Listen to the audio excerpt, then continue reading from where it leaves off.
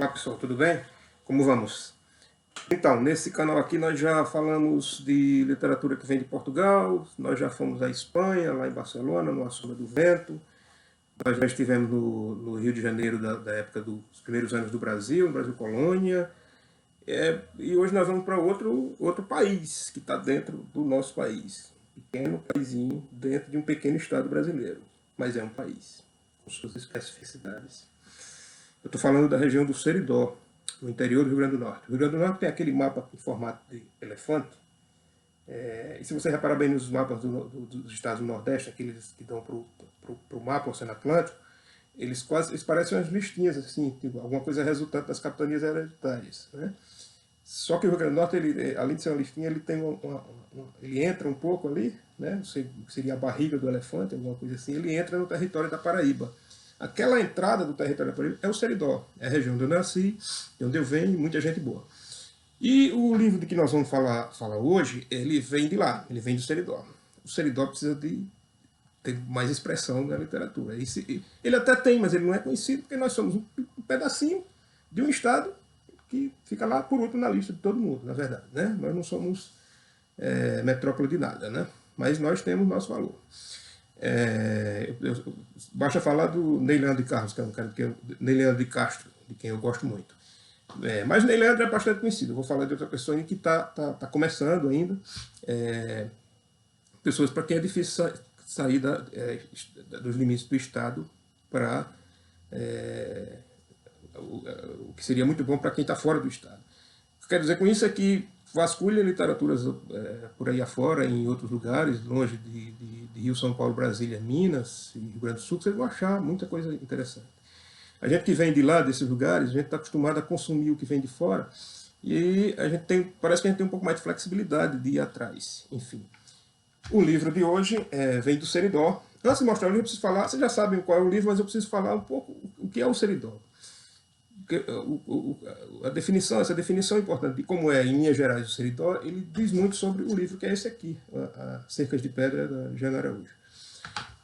O Seridó é uma região, como eu falei, do interior do Rio Grande do Norte, teve uma colonização à base de criação de animais, uma espécie de subcolonização que fornecia couro, leite, derivados de leite da criação para Pernambuco, que era onde era o núcleo mais próximo, colonial mais próximo e mais próspero. Os canaviais lá de Pernambuco, as usinas de cana de Pernambuco, e também tem até no litoral do próprio Rio Grande do Norte, eles não produziam esse tipo de produto, e a colonização, a ocupação do Seridó foi sendo feita com base nisso, nessa civilização do couro.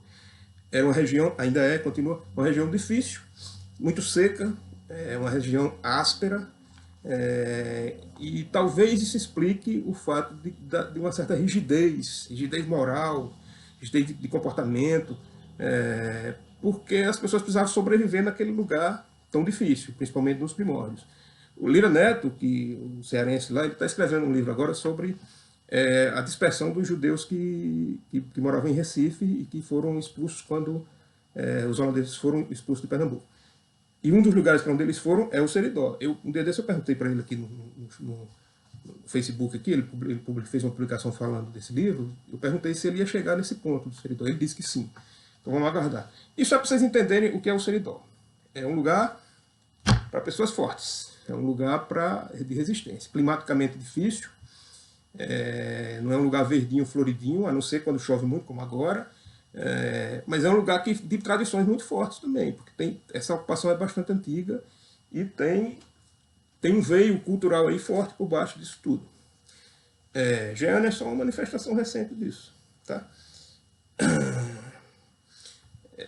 Lugares difíceis, eles tendem a favorecer uma certa transcendência, a fazer com que dali saiam coisas que vão além do normal, do comum, e façam a gente perceber coisas que a gente num lugar confortável, a gente não veria. Por isso o Seridó também é tão importante.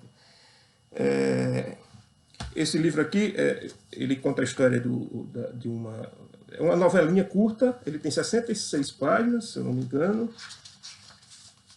66, mas não se enganem. São 66 páginas pesadas, são 66 páginas que tem uma densidade muito forte. Isso aqui não tem leveza nisso aqui não, tá bom? Não leiam deprimidos. Leiam quando estiverem bem, porque isso aqui é muito forte. Acontece que isso aqui ele é muito conciso. Jeane conseguiu fazer uma coisa com um nível de concisão absurdo. Você não acredita, nos primeiros parágrafos dela, de cada capítulo, e os últimos parágrafos de cada capítulo são uma coisa espantosa de concisão. Por que isso? Minha explicação aqui. Jeane é poeta. Antes desse livro, ela vem escrevendo livros de poesia. Eu conheço Jeane desde muito tempo, quando ela escrevia as poesias dela, e eu conhecia, nós moramos na mesma cidade, então, né? Então tem essa ligação antiga, eu preciso dizer isso. Talvez isso atrapalhe minha visão aqui dela. Eu acho que não, mas enfim. Então, desde muito tempo eu via as poesias que Jeane escrevia e eu sabia o valor que aquilo tinha. Estava muito claro para mim. Eu me espantei com aquilo, eu não estava esperando. Foi um choque aquilo. Jeane gostava de ler Hilda Hilst, numa época em que Hilda Hilst não estava na moda ainda, estava meio esquecida. Ela achou um livro de Hilda Hilst na biblioteca da cidade em que nós morávamos, em Parelhos, e ela adorava esse livro. Ou ela tinha um, agora já não lembro bem, mas enfim, ela saberia dizer. E Jeane foi exercendo aquela poesia, insistiu nisso, tornou-se professora, continuou trabalhando com isso, teve espaço para trabalhar com isso, e hoje ela publica os livros dela. Alguns acham, esse aqui é o mais recente, Corpo Quadril, já está bem conhecido aí para quem está nas redes sociais, porque esse é o caminho para quem não, né, para os escritores que não têm tanto espaço na mídia convencional, né, pior para a mídia convencional. E esse aqui, se eu não me engano, foi o primeiro, O Manto de Vênus. Então, Jeane é uma poeta excelente. Mia Couto, um dia desse, num evento literário desse, foi procurar uma poesia para ler uma poesia dela, Mia Couto. Certo? E ela resolveu escrever também, aí ela escreveu essa novela. Isso é um seridó, é um extrato de seridó, mas um seridó que vai no lugar, na raiz mais profunda, mais difícil. Eu venho do seridó, eu imagino que não só na nossa cidade, mas em outros, tem uma coisa muito comum, que eram as mulheres trancafiadas em quartos, com grades, porque eram loucas. Esse livro é a história de uma mulher assim. O estranhamento dela já começa com o nome, ela se chama Blanche. Evidentemente uma citação da personagem da peça do Tennessee Williams, Um Bonde Chamado Desejo. Isso já causa um estranhamento, já provoca uma desconexão entre ela e aquele ambiente. E o caso da Blanche é que é um caso de loucura construída socialmente. A Blanche não é louca, mas como ela foge aos padrões, como ela faz coisas que não são bem vistas na cidade, ela é rejeitada, expelida daquele meio, e ela não tem condições de se manter fora daquele meio, tem todas as dificuldades do mundo, não consegue resolver aquilo muito bem, e acaba de fato enlouquecendo. Mas é uma loucura cultural, uma loucura construída. Outro vídeo eu falei aqui sobre uma tia minha que eu não sabia, não conhecia, tia Margarida, que a família não falava, eu só descobri quando eu tinha mais de 30 anos, é uma Blanche. Não enlouqueceu porque conseguiu se reconstruir, né? Saiu, foi para Natal, tornou-se enfermeira, morreu atropelada por um bonde. Olha que coisa mais rodriguiana. É uma Blanche, só que ela se segurou. Ela aguentou a própria barra. No caso da Blanche, não. E Jeane conta a história da Blanche. Gente, ela conta de uma maneira que só ela pode contar. Ninguém mais contaria. Se Isabel Allende pegasse essa história, não contaria desse jeito. Se Clarice Lispector contasse, não contaria. Se Machado de Assis contasse, não contaria. Você está louco? Você está comparando Jeane com Isabel Allende e Machado de Assis? Não. Eu estou apenas mostrando que você reconhece um escritor quando ele tem um verbo próprio, uma maneira própria de falar aquilo. Um jeito muito específico de erguer uma história diante de você e, através dessa história, fazer todas as especulações que a história permite. E só um escritor de verdade consegue isso. E Jeane é uma escritora de verdade. Pena que ela não está no Rio, em São Paulo, fazendo parte de uma confraria que daria uma projeção maior para ela. Né? Pior para eles. É uma escritora de verdade. Quantos não existem iguais a ele, espalhados por aí? Né? Porque a gente tem dificuldade de aceitar o que não é chancelado culturalmente. Né?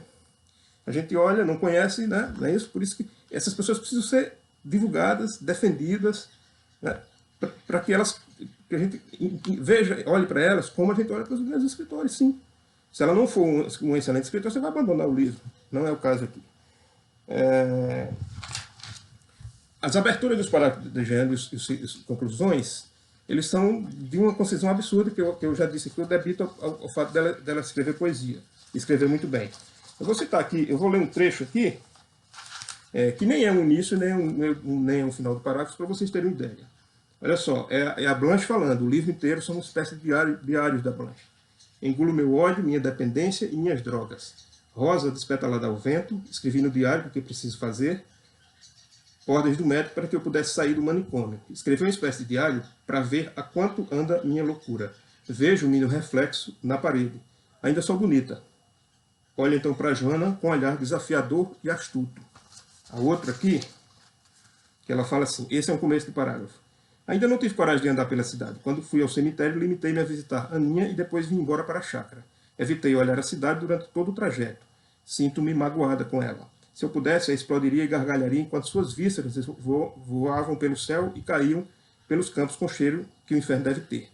Amo-a e odeio-a desesperadamente. Quando amamos e odiamos assim, matar e morrer são meros detalhes. Tudo se torna efêmero e eterno ao mesmo tempo. E logo em seguida, há marcas de unhas debaixo do calçamento novo. São minhas. Essa já é. Por tudo isso, esse livro é... Os capítulos têm uma coisa interessante, eles terminam de uma forma muito intensa. Embora o livro seja muito curto, eles terminam de uma forma muito intensa. Mas já conseguiu uma estrutura narrativa que ela viaja no tempo o tempo inteiro. Ela vai contando a história de Blanche em pequenos fragmentos e você vai montando isso na sua cabeça. Isso funciona muito bem. Eu digo que parecem uns refrões. Quando a coisa se torna muito intensa perto do final, parece que ela está construindo refrões de uma canção triste. E logo depois ela recua um pouco e vai contando detalhes que vão iluminando melhor essa personagem e essa situação toda. Por tudo isso, Cercas de Pedra eu diria que é uma espécie de... é uma pérola dramática de concisão e desespero. Leiam. Eu vou tentar botar vou botar aqui na descrição do vídeo alguma referência da editora, que é a Penalux, se vocês conseguirem comprar pela internet. Tá bom? Leiam. Viagem para o Seridó, que pode ser tão interessante quanto Espanha e Portugal e o Rio colonial da época do Guarani. Até o próximo.